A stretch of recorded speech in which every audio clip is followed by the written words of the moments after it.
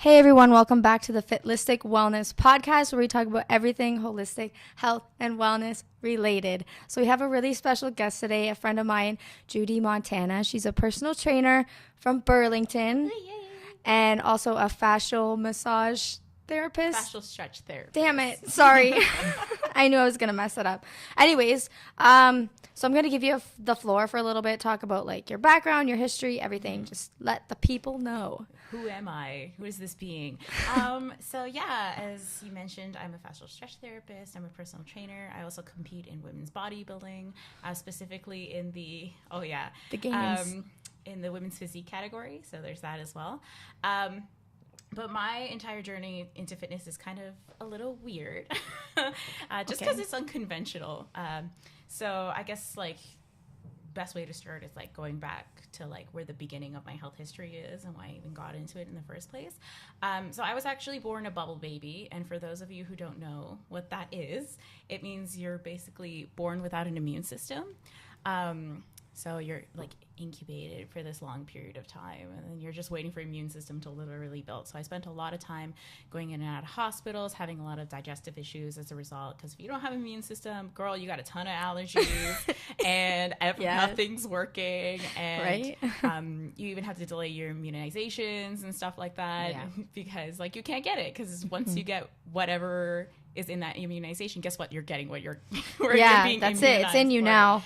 Yeah, like you're totally screwed. So we thought, so my parents and I were like constantly in and out of hospitals. Like I remember being in, because I grew up in Scarborough, right? So Scarborough, East Side. East Side. It's an East Side ting, fam. Yes, the East Side ting. We over here, fam. Come and chill. You can't take the ghetto out of me. So we were constantly in sick kids in Toronto, which at the time, like, we didn't really have access to a reliable car, I believe. No, we definitely had access to a car, but we were in apartment buildings, and I know getting to sick kids was like super hard. But I was there so often that doctors and pediatricians, I would come in and they're like, "Oh yay, Judy's back." I was like, that's not what you want for a child. Right? Like, not the place. Not the time. So, like, moving forward, my allergies started getting better, and that was the big thing that manifested for me. I was allergic to a lot of stuff. Allergies started getting better. Obviously, immune system started getting better and all that fun stuff. But then I think I was around 10 or 12 where the next set of problems started showing up. So like we already had like food problems. Yeah. So you would think I'd be fine with that. But then what ended up happening is once I was able to start eating more things, I started eating everything. So that was fine.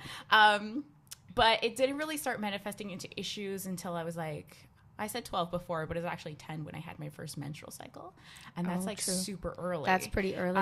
And I started developing before everyone else did. So I was like growing breasts and seeing hair and odor changes like really, or like 10, 11, which is like very, very early. Okay, but wait, you said, sorry to interrupt. Okay, so remember when you said that you were sick all the time? Were you ever on like, what kind of medications were you on? Because maybe that affected your early development. I wouldn't even be able to tell you, even if I did know.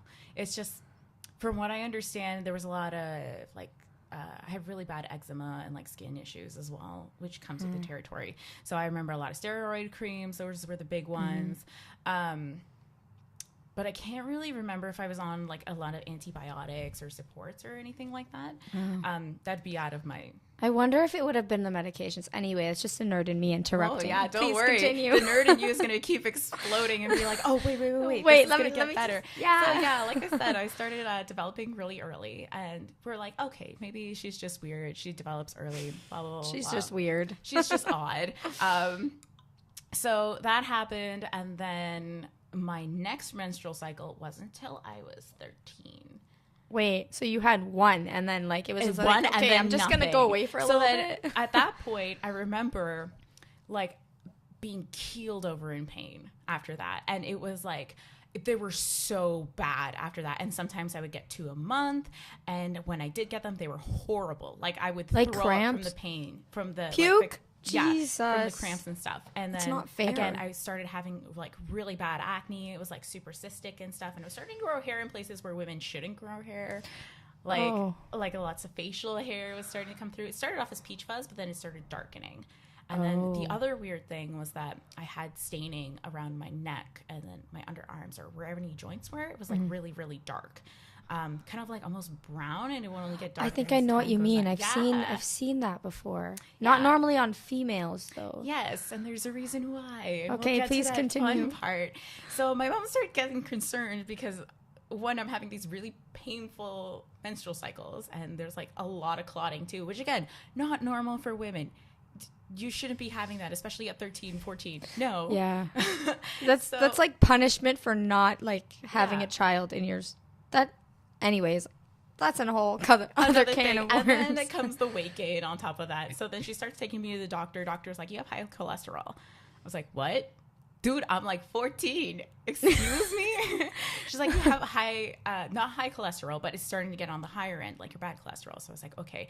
And then the next year is like, wait. Because I started being a chubby kid early on, like after that pre-development stuff. But now it was just like piling on real fast. And then, of course, me being my fat self, I loved Twinkies. I loved like, junk food and stuff. Don't get me wrong. To this day, I can eat a box of donuts like it's no one's issue. But you do that, plus all these health problems, something's up, right? Yeah.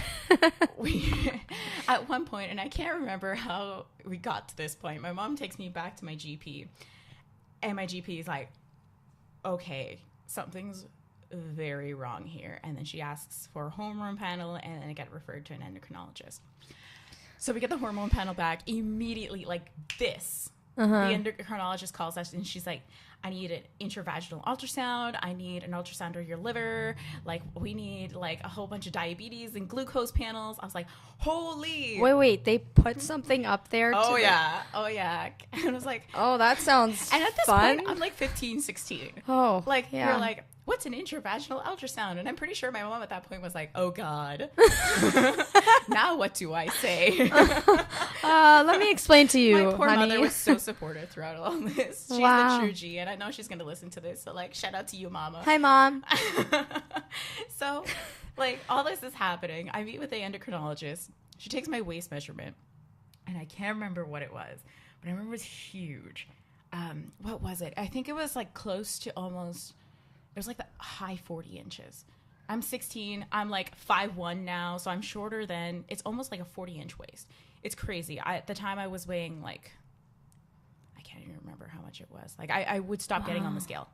Like, that's how much of a problem it was. And she's like, well, your progesterone levels are through the roof. Yeah. And so is your testosterone. Are you losing your hair? I'm like, yeah. Can you sleep? No. What else? Do you get tired a lot? Yeah. Do you have mood swings? Yeah. Check. She's like, okay, you have polycystic ovarian syndrome. And I'm like, what is that? I'm like, I've never even heard of this before. Well, you were 15. You shouldn't know anything like that. I know, and I'm 25 now. So you can see, like, wow. This is 10 years ago, this condition wasn't really studied too much. So she starts explaining, like, yeah, all your male hormones are too high. Have you tried, like, losing weight in the past? And I was like, I'm 15. Of course I've tried losing weight in the past. Mind you, not healthy, but like I've tried losing weight by like not eating. And she's like, oh, do you find nothing happens? I'm like, yeah, I gain more weight. And she's like, of course, you're insulin resistant. Like your body is not going to process anything. So you're more likely to put on muscle than lose body fat any time of the day.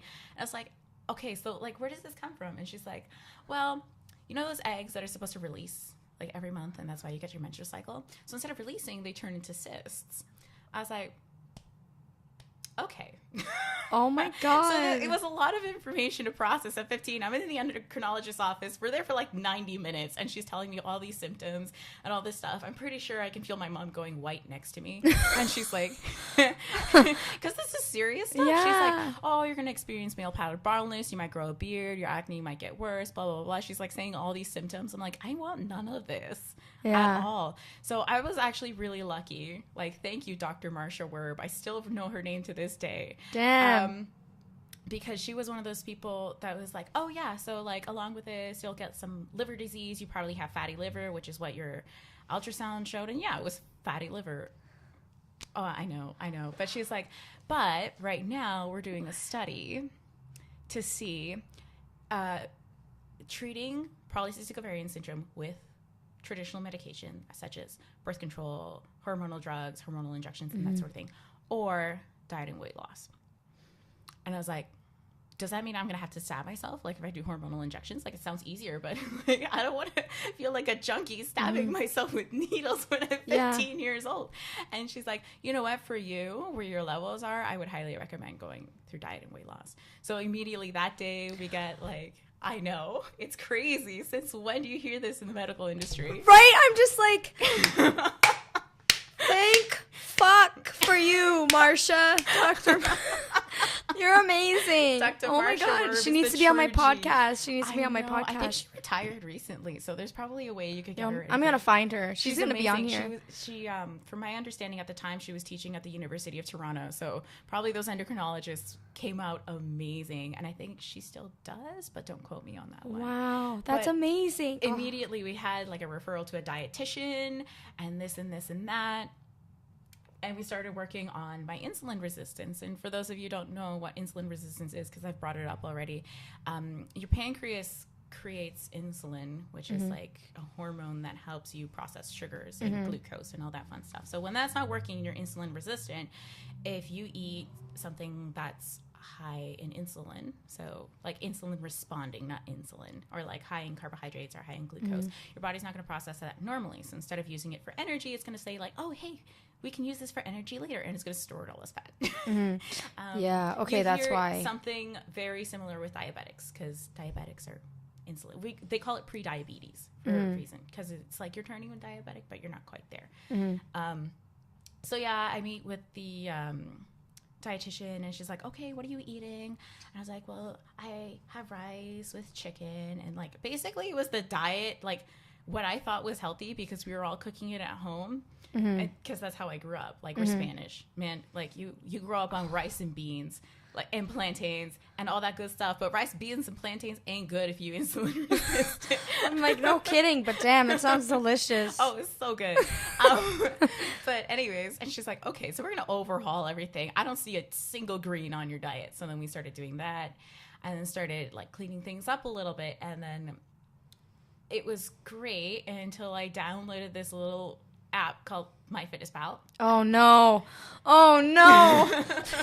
No. If y'all have that, oh no. It can be used well, but in my case, but if you're not like so much, if you're at the very beginning stages of trying to like improve your health, that is not the app, my friends. Like you need to speak to someone who is educated. Yes. Your phone is smart, but it's not that smart. Yeah. And this is back when MyFitnessPal was like really new. Like it had just come out, and she had recommended me one thing that we need to work on was like portion control and calorie consumption with me, like 100%.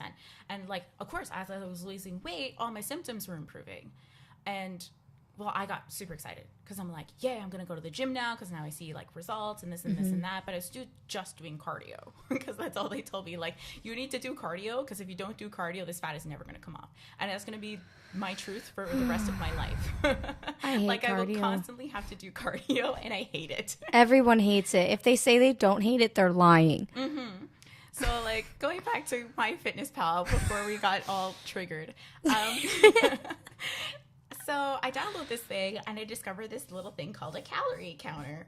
And I'm like, oh, that's great. Now I already had a pedometer because it was given to me by my dietitian. And it's like one of those really old school pedometers that you put on your hip. So if you like shake it, it starts counting more steps. So I remember those. They used to put those in like Kellogg's boxes. Right? And I remember So had like had 3 one. of them. I had one. Because I was barely walking, like ever. But if you're constantly fatigued, you're never going to walk, right? So I see that. So I put in my numbers. And I'm like, oh, wow, this app is so smart. It wants me to eat 1,200 calories a day. Like, I'm stupid at this point. I have no idea what 1,200 calories is and like the repercussions of 1,200 calories. So I'm like, okay. I go in and I show her like what I'm eating. I was like, look, I only ate 900 calories this day. And I remember her looking at me and she's like, no, you're not doing this. She immediately like deletes the app off my phone. But it kind of sparked like a dangerous little interest of mine of like this little calorie counting fiend. So over the years when my symptoms got better, PCOS no longer became the problem because my PCOS is officially in remission. Like, yes. Diet and exercise works, people, if you eat well. I'm obsessed. This is great. And once I was like fully diagnosed that I was in remission, all of a sudden my brain, like I was going into university by this point. So it took a while. Like we're talking from 16 to 19. This is a long time to like put things into perspective. But I was in university at this point. I went to Ottawa for university. So I was far away. And then immediately I'm like, I don't know what they're cooking with. Like, I don't know what's going into this food. I can't eat wrong or I'm going to go back to being sick. So what do you think I did? I took it to the other extreme. So instead of like, it was eating, but it's kind of what people like to call orthorexia, where you're so fixed on what's healthy and everything has to be clean foods. So I took like the GI index and I took it to the extreme. So instead of like having some yellow light foods and some red light foods, like red light foods you're supposed to have like once a week, and yellow light foods you can have like a couple of times a week. I was like only green light foods. So it was a really, really low carb, low sugar diet. So of course, like I'm at university, I come back from Ottawa and my parents are like, oh my fucking God, are you eating? Oh my God. I looked tiny. And then there's a photo of it on my Instagram. But I think at one point, sorry, Mom, you'll never know this. But I kept telling them, oh, no, I'm just eating really healthy. This is what health looks like. Like, this is what I was saying to my folks. And, like, they're probably figuring out how I felt throughout all this now. Oh, God. Sorry, Mom. Sorry, Mom. But I think at my lowest weight, I weighed something like 103 pounds. And I remember getting on that scale, and I was constantly on that scale. And I remember saying, it's not small enough. I got to get to 92. And that's when I was like, uh-oh. And, like, I think that was my lowest point. And, of course, with PCOS, not a lot of people know this, but you are more prone, because of the hormonal imbalance, it's clinically studied that you're more prone to things like depression, body image issues, anorexia, bulimia, orthorexia, like any sort of, like, eating disorder issue, because it's so linked to body image. Yeah. Right? Oh, yeah, because if you're getting, like, facial... Mind oh my God. blown. Like, wow. I just got goosebumps. Look at this. So it's like, and then over time, I can't even remember what it was. I think it was until I got a personal trainer because I got bored. And at this point, like, I was lifting and stuff. I had already begun to explore the world of lifting, but it was because I was trying to look like one of the figure models. I remember seeing like Amanda Latona and Mindy O'Brien on a fitness magazine, and they're like really big bodybuilders. Okay. And I was just like, oh, I want to look like that. So I got so obsessed with being lean, which is kind of where the orthorexia kicked in. Also, yeah, of course. So that was a thing. And then when I started lifting more and more and more and getting into that and not being so obsessive with like 2 hours of cardio a day, which actually turned into a thing. And I would work out for something like 3 hours, but then I would do like, I wouldn't eat a meal. I would go do a Pilates class, go lift, then hit cardio. And then that would be my day. Or sometimes I would do 2 Pilates classes plus a dance class. Like, because I was taking like hip hop classes at... I want to learn how to dance. Sorry. I would do Pilates class, a dance class, then the weightlifting session, then the cardio. Like, it was crazy. And that's next level. That is stupid. I mean, I wasn't going to take it that far, but now that you've mentioned it. That is dumb. So I remember coming back home for the summer, and I'm pretty sure my family recommended this, maybe out of a little bit of concern. They had just gotten a personal trainer. Like, my mom has the same condition I do. Hers is far more along, and her liver disease is a lot worse. But they said, like, hey, you should try a trainer. Like, we'll pay for it. Just use a trainer. So I signed up with the trainer, and he's like, oh, like, let's get you on the scale, obviously. Let's take your body fat. Let's get you on the scale and everything. He's like, where do you think you're at? I was like, easily, like, I know myself. And I remember saying this. I think I'm like, I weighed myself this morning. I'm 115 pounds, and I'm probably like 26% body fat. So I got on the scale. I'm 116 pounds, exactly how I said it. And I knew that because I hadn't eaten anything yet. And then I'm like 18.5. So if you ever want to know how fucked up my mental image was, there you go. Wow, that's a whole 10% almost. Yes, and that's crazy. And 10% is a lot for women. Like, it's a lot. It is. So that is. You can imagine, like, my body fat levels are getting so low now that I'm just fucking up my endocrine system again. Yeah. And a lot of people don't, like, the thing is, a lot of people don't realize that in the fitness industry, a lot of people who either work out a lot or, like, are into competitions and stuff, like, they just don't understand the fact that it's going to always affect your hormones if your body fat percentage is so 100%. low. Yeah. And that's the thing. And that's why we say always when it comes to bodybuilding, or like, oh yeah, don't get me wrong, I look fantastic on stage. Yeah, that look lasted about a week. I always tell people, you can be lean, but having 6-pack abs all year round for women is not healthy. Like, don't do it. No. Yeah. Do not have a clear 6-pack. If you have a vein running through your stomach, like 365 days of a year, I don't want to know what's happening with your hormones. Yeah. And that's another thing I wanted to kind of mention is I was just talking to one of my colleagues, actually. Her name's Mia. Hopefully she'll be on the podcast soon. Yay. But she was into the bodybuilding industry at one point, and she told me, she's like, it's not even about lifting or like strength. It's like literally a competition of who can diet better. Yeah, literally. And I'm like, and who can be like the most extreme.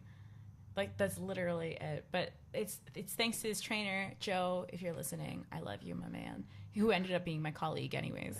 Hey, Joe, what's good? Once I got certified, but he's like, man, you move really well. Like, you should look into getting your cert. So I did, because I was like, oh, hey, I'm in university for architecture. Yeah, weird. Wow, that's a... Okay. I mean, so do you, girl? I've got nothing else to do. So I did my cert, got qualified and everything, graduated university.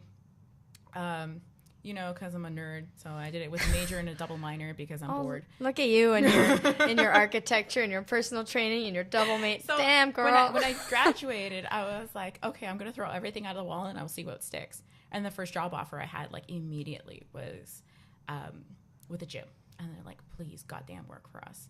Because the same trainer that I worked with, he's like, you don't understand. She's going to know nothing out of the gate, and give her 1 month and she'll learn everything.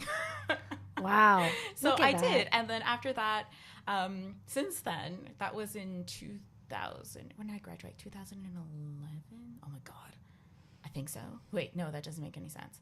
You would think I would know when I graduated. 2011. Wouldn't you have like finished... Wait, I don't know. High school? I don't know. I'll get back to you guys on that. I think I would have graduated high school around 2011. So, yeah, because I finished high school in 2013. You're 2 years older than me. Yeah, so yeah, so that would probably finished university. Let's go with Jenna's math, because my math is weird. I'm really good at math, guys. I don't have a calculator in front of me. Okay. The only math I can really do is like physics calculations. Anyways, but like. Wow, so better than me. I remember being hired, and now that I think back, like I'd always been training people on the side, but that was the first time that I actually had to learn a lot of knowledge. And sure enough, that trainer was right. And within like 3 months, I'd taken a shit ton of courses. And then all of a sudden, I went from the bottom of the barrel to like, hey, Judy, how do I do this? I'm like, all right, look at that. So I tell everyone this. Like, I'm not smart, but I'm very well read. Yes, you are. You are. I like to like do everything and like learn everything and put my face in everything. But now I get a lot of women that come with like endocrine issues or like heart issues, and most of them are like, oh, I have PCOS. Do you even know what that is? I'm like, B, I got you. Trust me when I say I got you. But I feel like the number one thing is like going back to what I was talking about before I went on my life tangent about how I became a trainer. Mm-hmm.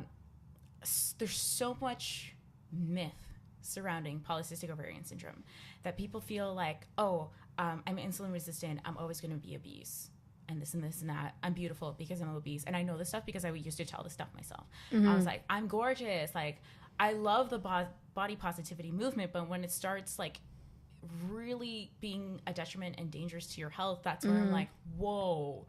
And I know that because it's the same movement I landed on when I was there. So like, just because these people are insulin resistant, just because they have high progesterone or testosterone, like, and a lot of doctors are saying like, oh, we're going to put you on birth control, it's going to manage your symptoms, but it's not going to fix the problem. Yeah, it's like a Band-Aid, except like a long-term Band-Aid. It's not like even I'm making this stuff up. There's like clinical reviews saying it's literally a Band-Aid. Like, this isn't some hoodoo voodoo woo-woo shit that I'm talking about here. No, there's clinical reviews literally saying, yeah, I can control symptoms, but you better fix the problem. Yeah, like Right? Like, so thank you, Dr. Marsha, for proving a whole bunch of MDs wrong, because she had a ton of MDs come after her and say, there's no way you can fix fatty liver. Fatty liver is incurable. And then she would, after mine was gone, she would send them my ultrasounds and say, you were saying? This woman is a badass. I'm going to find her. She's coming on the podcast. Yes. I'm like, okay, but like, how can doctors say any sort of liver issue is incurable? The liver is the only organ in the body that can fully regenerate itself. Mm-hmm. And they used to tell my mother the same thing, who had like, I think 50% of her liver was dead. And then they're like, you're never going to get that back. And now she's got like 80 to 90% function back. Yeah, like, come on, guys. Like, I even know that, and I didn't have to go through medical school to know that. Like, I went to nutrition college. It was a phenomenal program. I highly recommend it. If you ever want to go AHN, it's the bomb.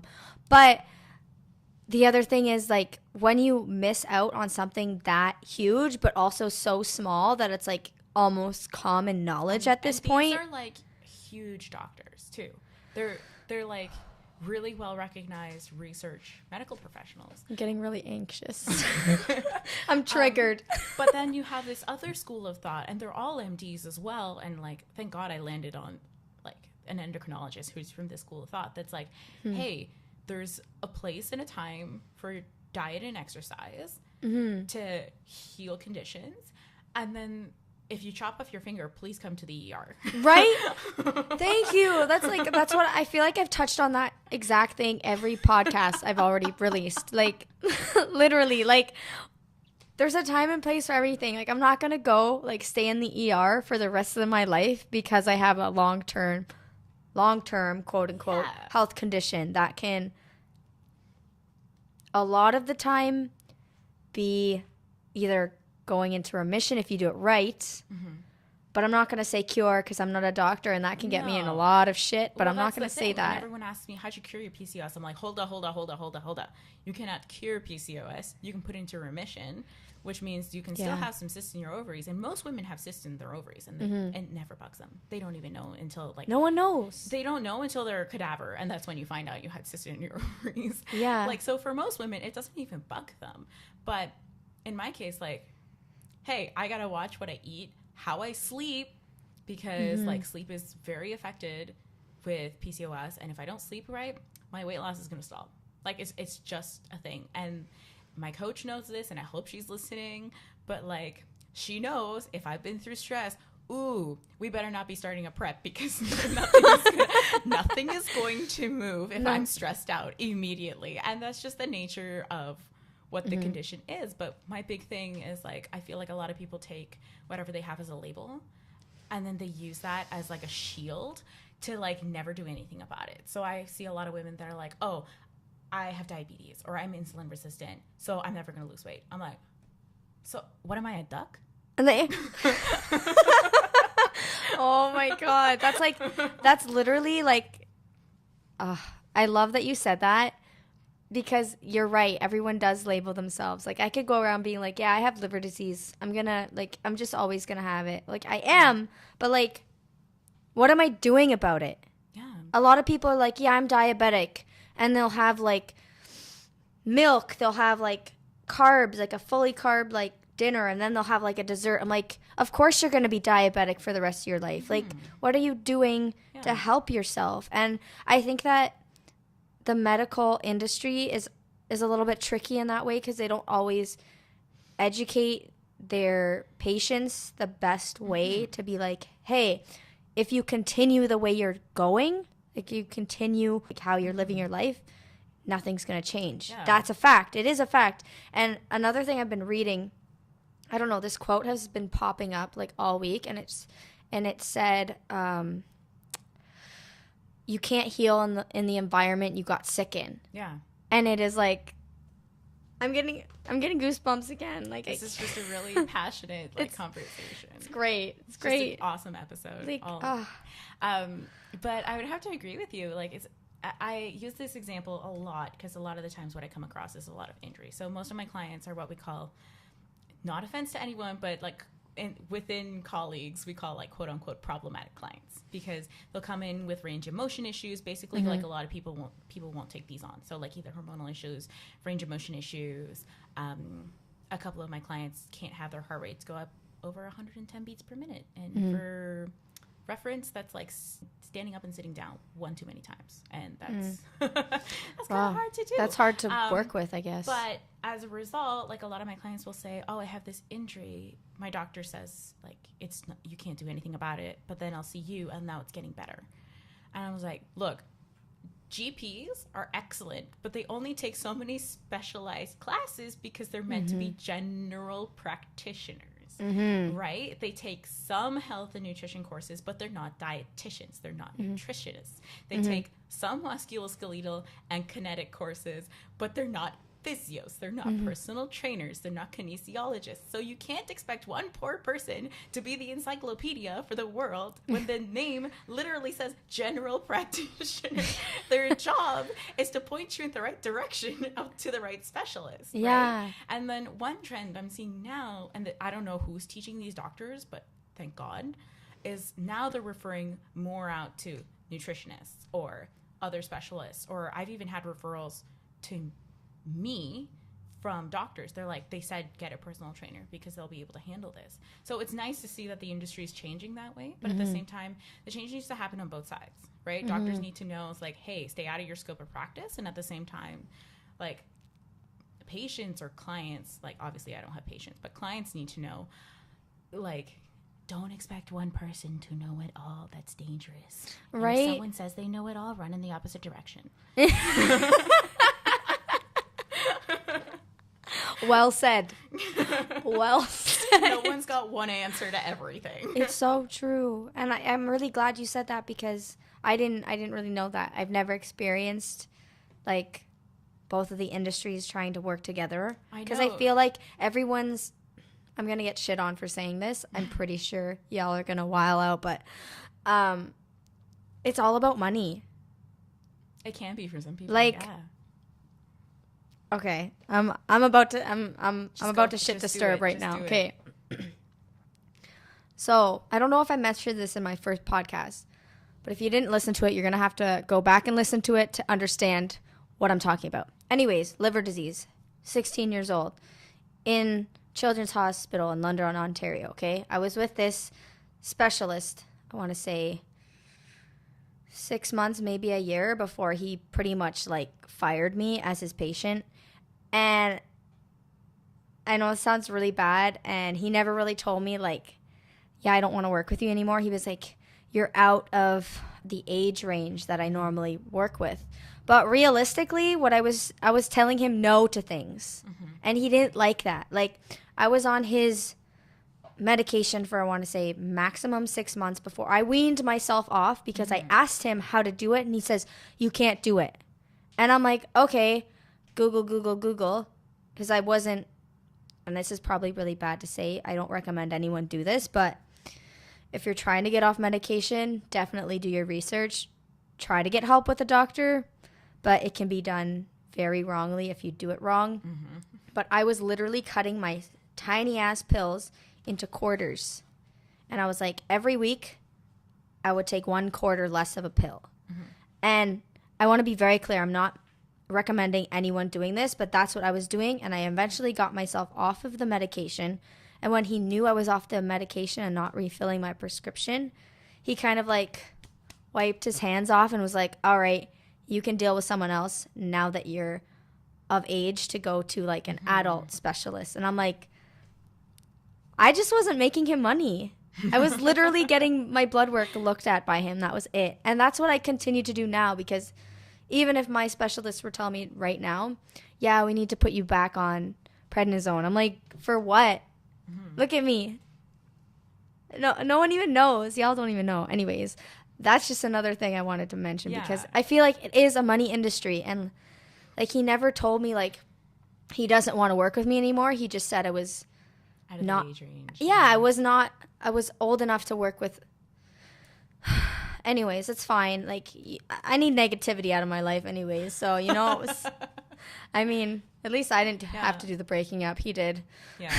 It's just, and that's the thing I tell people, it's so interesting sometimes how I feel like whenever people ask to tell like about my story, they always expect like, oh yeah, I healed it all on my own. And then I have this story where like, oh, we did it through diet and exercise, but it was like medically supervised. And they're like, excuse me, that sounds so wrong. And I was like, well, sometimes there are good people out there in the world and good specialists that have done their research and that they know what they're talking about. And then they're like, yeah, there's evidence to support that diet and exercise and like weight loss can help this sort of stuff. It's all science-based. And it's all science-based, right? And then people to this day come up to me and there's no way diet and exercise put your PCOS into remission. I was like, I will literally hand you a stack full of studies that say losing 5% of your like body weight improves your insulin resistance. Yeah, it does. Majorly. And I think it was one of the first symptoms to get better when I was losing weight and my cholesterol too. It was like, I think in 2 months, like I was within normal, like insulin sensitivity ranges. Wow, which that's is amazing. Crazy because they were so elevated. Thanks, progesterone. I love you too. Like progesterone is a really important hormone. I don't want you to think that we all don't need progesterone, but progesterone, estrogen, testosterone. Yes, women, we have testosterone. Deal with it. They're all important, but if one of them's off, the other one's going to try to overcompensate, and then you get put into this situation when everything's going haywire and nothing's going to work. Yeah, exactly. It's a lot of people don't know that too. It's like if you're having too much testosterone, everything else is going to be in balance because the whole body works as one. Yeah. If something's off, everything else is probably going off too to compensate, like you said. And especially when you're like working with specialists or general practitioners, they don't like look at the big picture. They'll look at, okay, so your liver has issues. What are we going to do about it? Because I'm a liver specialist. I'm not looking at any other organ. I'm just looking at your liver. So what are we going to do? We're going to give you steroids because that'll fix your liver. I'm like, but what about everything else? Because this has side effects of disturbing every other organ in my body. Like, so how are you going to help acne, that? Like I think I tried every single acne medication on the market. There was one point in time where I was putting 12% benzoyl peroxide on my face, and like that's strong stuff. And do you think, for the love of God, that cystic acne would go away? For those of you who can't see me, I'd say don't have perfect skin, but it's pretty clear. She has really amazing skin. Shut up. You're amazing. Like, look at you. I wouldn't say that. But, of course, like, now when I sit down in front of this, like, endocrinologist, she's telling me my acne's linked to, like, my hormone imbalance. I'm like, no wonder everything I was putting on my face was not working. And, like, all of a sudden being like teased for being called pizza face or being called dirty because of the staining on my body, literally from the insulin resistance that I couldn't control, or like the hair and being called like a dude and this sort of stuff. Like all of a sudden it all just like gone. I have an explanation. Send them all selfies. I was like, look at me now. Well, what's funny, fun fact about all this, once most of my weight loss happened over a summer, right? So when I went back to school, the amount of shade that got thrown my way and the amount of relationships that were lost, and people started being so salty at me because I went from being the ugly fat friend to like, oh my gosh, she's kind of attractive. Everyone was just jealous. Like, oh, damn it. I went from like going to prom with my gay best friend to like, hey, do you want to go out with me? Yes. I mean, either way is fun, but like... Either way, I had a great time, no alcohol required, because, like, you know, you're 16, but, like, at the same time, it's, like, one of those things, and I remember, like, so many... Actually, my mom says this a lot, and to this day, I feel like I embody this. I'm like, you see all those people drinking their lives away, and I'm over here in the corner with a terrible liver. And I have done none of this stuff. Right? Like, come on. Why me? Why me? But it's nice to know that, like, my whole thing with, like, whenever I tell my story is, like, I want to give people hope, right? So that technically, like, uncurable diseases, you can live really good, normal, healthy lives. Like I said, I do bodybuilding competitions. That's pretty endocrine heavy. But it can be really hard on the liver, so just really be careful, my friend. Yes. Don't hurt yourself. I don't do things by myself for that reason. That's why I have a coach. But like coaches have coaches. Professionals will hire professionals for that very reason, right? And to tell people like, oh, I have PCOS and I've competed, they're like, what? That doesn't make any sense. Even my endocrinologist was like, are you serious? Like, she competed? That's incredible. And to this day, like, she still uses my story. It was like, this girl, 16, like, she did this. The dietitian she referred to me to wasn't going to take me because of my age. She's like, you're a little young, and generally speaking, when I get young patients, they never follow through in what I do. And I just kind of lighted a fire under my butt. I was like, okay, watch me. Watch me. Try me, bitch. Try me.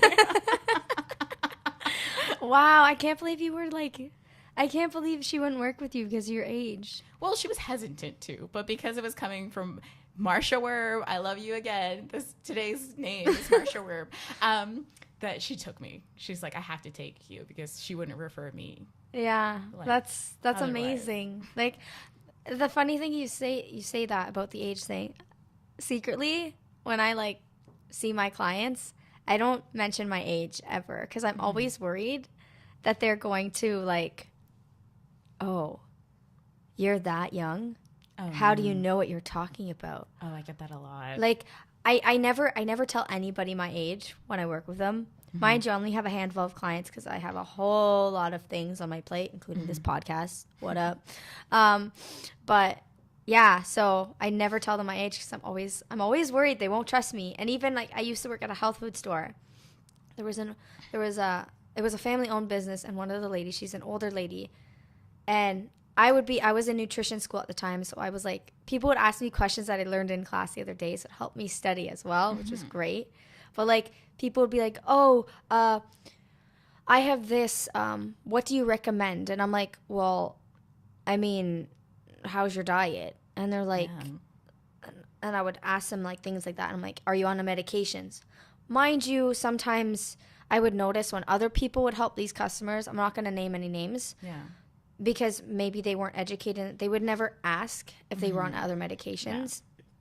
And the thing is, medications and supplements and herbs, like, there's a lot of contraindicators. And if you take one and the other at the same time, you could be really messy. Yeah. Like, for example, I would always ask, if people were wanting to buy fish oils, I would be like, are you on blood thinners at all? Or like aspirin? Like, yeah, baby, aspirin. I'm like, don't take fish oil. They're like, why? I'm like, so if you're on aspirin every day and you want to take fish oils, if you cut yourself, you know how long it's going to take you to like stop the bleeding? Yeah. And like, if you, for example, never want to wish this upon anybody, but like, someone gets in a car accident, they're on fish oils and baby aspirin. I'm not going to say it's going to happen for sure, but like, what if you're bleeding a lot? Like, if your blood is really thin and like, you know, like not like super dense, like it's gonna run quickly and it's very dangerous. So like, simple things like that. But like, people would come in and be like, no, but I want the other lady to help me. Oh, and I thought because she's older. And I'm like, all right, cool. That's cool. But the funny thing was, she would be like, oh, ask her for help. Like, she would tell those people who would go to her to ask me. And I was like, oh, so now you want my help, huh? My favorite little screening for like professionals like that, when the ones that don't ask all the questions, my favorite little screening to do that is, like I said before, I have like a ton of allergies, right? So fish oil, like omega imbalances are always huge in my case, because guess who's like anaphylactically allergic to fish? Hi, me. So I always write on my health history forms like fish, penicillin, blah blah blah blah blah. It's a huge list. I used to just print out the sheet and just like staple it. So my number one little guinea pig test is to see, after they get my blood work, how many of them recommend a fish oil capsule. After I said that on my health history, you would not believe how many times I get a fish oil capsule recommended to me. And I was like, you want me to die? Because I will. Wow. And it's a nice like it's a nice little litmus test to see like how observant or how detailed the professional is. Yeah, like you have to, wow, like that's not even like super detailed. It's literally read the allergy list. Like, it's not that hard. Bro, you trying to put someone in your care in a hospital, like just to have you I know. It's kind of hilarious. Just a it's little like bit. Wow. I can't believe that. Yeah. Okay, so now that we talked about all of that, wow, I literally gave you an intro and we just like made the whole thing about it, and it was amazing. I kind of like took the reins on that one. I'm sorry. No. That was great. I loved it. Can everyone who comes on my podcast do that? Thanks. Okay. No pressure. The other thing I wanted to ask you a little bit. So like, now that you're like training and oh my God. Fascial stretch therapy. Okay. You can just call it FST. Okay. Whatever. I'm like, oh, it's not even early, but like, yeah, I feel like my brain cannot comprehend. So what are you doing now to like maintain? Like for people in remission for something like PCOS and like say fatty liver, you mentioned that too. So like, what are you doing now to maintain it? Because like I feel like a lot of people will be like, okay, I'm in remission. Let me go back to all my old ways. Yeah. I definitely get that temptation as well. Like I'm human. Like fine. I like donuts. I mentioned one of the first things I said is like I could eat a box of donuts by myself. I actually can't. I'm not like. I feel like we all could. My parents have watched me do it. Like, God, it's a problem. Oh God. So the interesting thing with PCOS is like I'm gonna have to do cardio for the rest of my life. I'm gonna have to work out. I'm gonna have to do cardio. Lifting weights is like super integral to my health. You could also do like HIIT, right? So it's still like heavy, like high heart rate, and then so HIIT is actually the type of cardio I should be doing most of the time, and it's just because more fun. It is more fun. I don't like running on a treadmill. I hate running on a treadmill, so I end up doing HIIT on the stairs. That's what I end up doing, and it's just because it's really good for like insulin sensitivity, especially. Although the literature around that's kind of changing a little bit. So we'll see if that's still true in like 5 years. Well, I mean, if there's evidence that proves that it works and if you've experienced it, perhaps it does. Yeah. Everything changes eventually. Diet is one thing I'm going to have to watch for the rest of my life. Like me, myself, and I love sweet things. I love starchy things. I like creamy things. I like everything that diabetics should not have or insulin resistant people should not have. And it's because I'm insulin resistant that I want this stuff. So for the rest of my life, I'm going to have to stick to a lower carbohydrate diet than what most people have. Like when I see rice on my plan, I get so excited. I'm like, I get rice? What did I do to deserve this? Again, I have a coach. That's a personal choice. No one needs a coach for the rest of their lives. But because I know my personality and I know I get off the bandwagon real fast, I have a coach that helps me just kind of keep me on track, make sure I'm still working out, make sure I'm still sticking to my dietary requirements and that sort of stuff. But that's the main thing. I'm just going to have to do the same protocol I did to get my symptoms where they are. I'm going to have to do for the rest of my life. And then sometimes that also means that like when I don't, the mood swings comes back, that dark cloud of like sadness comes back over you. And then all of a sudden I can't even look at myself in the mirror anymore. And it could just be like 1 week off. Like it's crazy. But like we said before, hormones are super sensitive. It does not take a lot to derail them, and it does not take a lot to put them back on. Now, I don't want people to think like it's this super strict thing where I don't have birthday cake anymore. Oh my God, no. Are you kidding? My birthday's next week. I'm definitely getting cake. Someone buy me a cake. I walked in with a latte. Oh, well. Granted, it was a very modified latte, but it was a latte. It was the super extra, like skinny vanilla latte with soy milk. Oh my God, yeah. No foam. Bless sugar alcohols, because I wouldn't know what to do without them. Oh no. But it's one of those things like I don't want people to get the wrong impression where I don't enjoy stuff like food or like not exercising or I don't take rest days. No, it's still really flexible. It's very achievable. It's just one of those things where like just like general weight loss, you don't stop once you hit your weight loss goal. It's kind of like a lifestyle change. You kind of do it forever. Yes, lifestyle right? change. Like I'm always going to have B12 issues. Like I'm always going to have to supplement B12. I'm always going to have to take a flax because I'm not getting unallergic to fish anytime soon. Yeah, unallergic. Yeah. I'm sure some of the specialists I've seen would agree otherwise based on the fact that they prescribed me omegas before with fish. But oh God. That's for another day. Oh my God. Yeah. Okay. So also I want you to touch on a little bit on your I'm gonna screw it up again. Fascial stretch therapy. I almost had it. You just finished. FST is like this really cool thing I do. It's kind of like the best way to explain it is it looks like really fancy stretching that's super relaxing. So what the fascia is so the number one question I usually get is like, what is fascia? Because the way it's spelled too kind of looks like facial, but there's an S in there. So everyone's like, did you misspell this? I was like, no. It's fascia. So fascia is that layer of tissue between the skin and the muscle, and it kind of interconnects everything. And we have these things called fascial nets. And they can run anywhere from like your toe all the way up into your eyeball. It's super gnarly and like so cool. So what I do is, let's say you've been through surgery and you have fascial adhesions, because one thing when you have scars through surgery, like it radiates into the fascia, of course. Like you cut the skin, obviously you got to get to the muscle, you got to cut the fascia.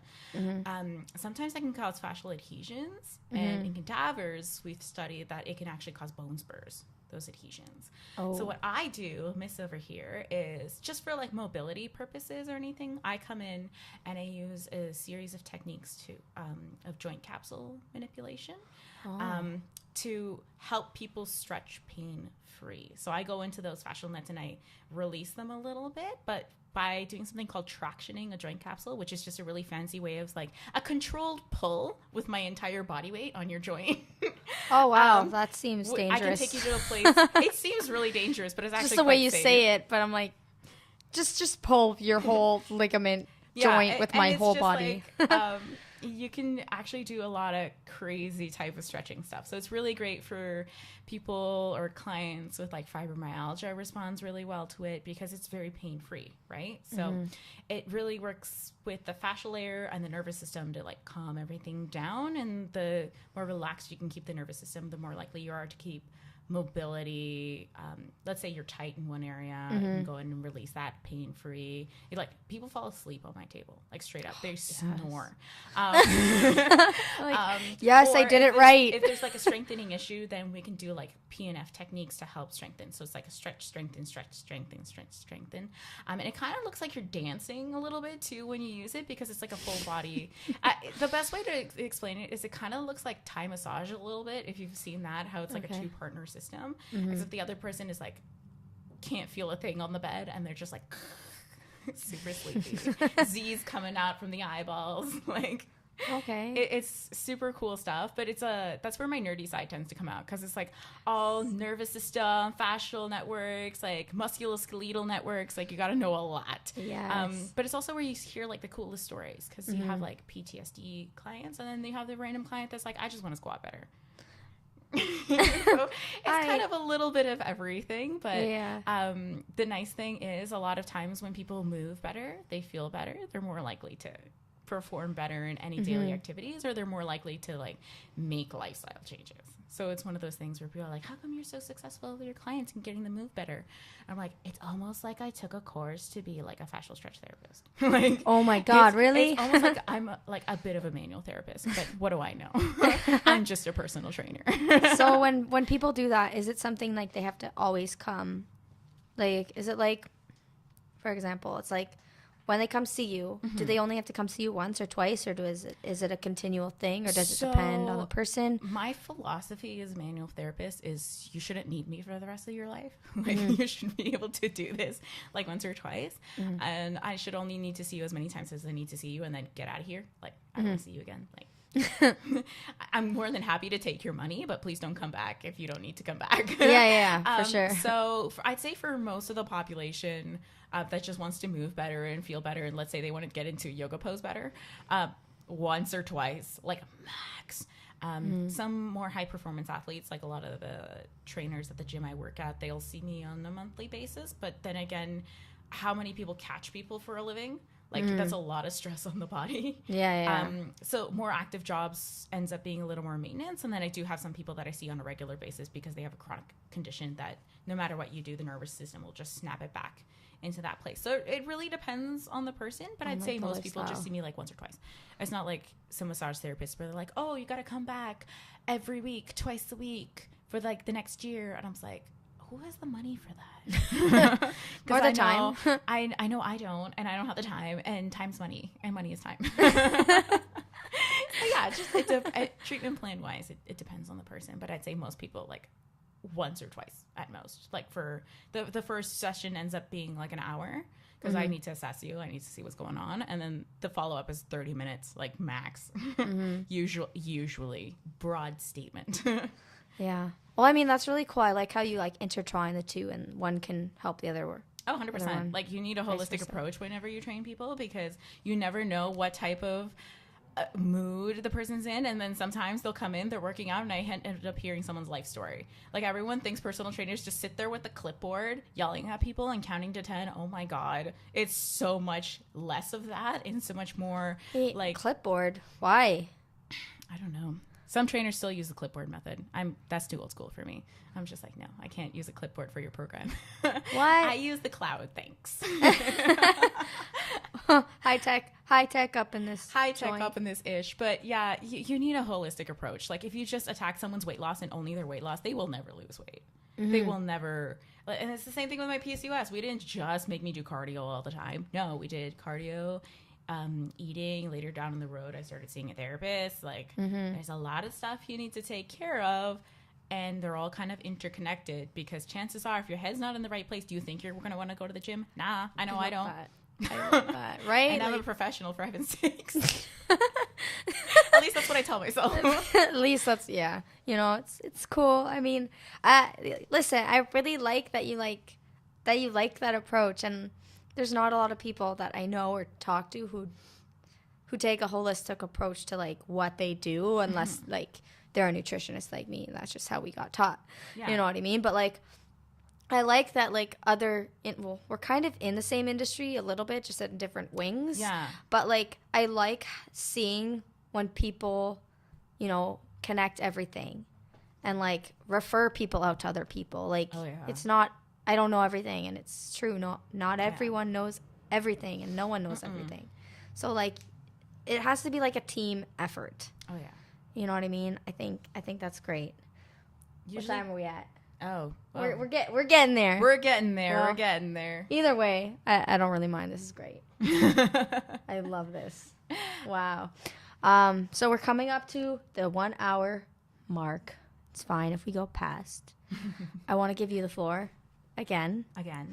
How can people reach you? How can they find you? How can they work with you, train with you, stretch with you? Stretch with me, make you feel good. So there's a variety of ways. Okay. Right now, if you're in the Burlington, Halton Hills area, I work out at the Women's Fitness Clubs of Canada.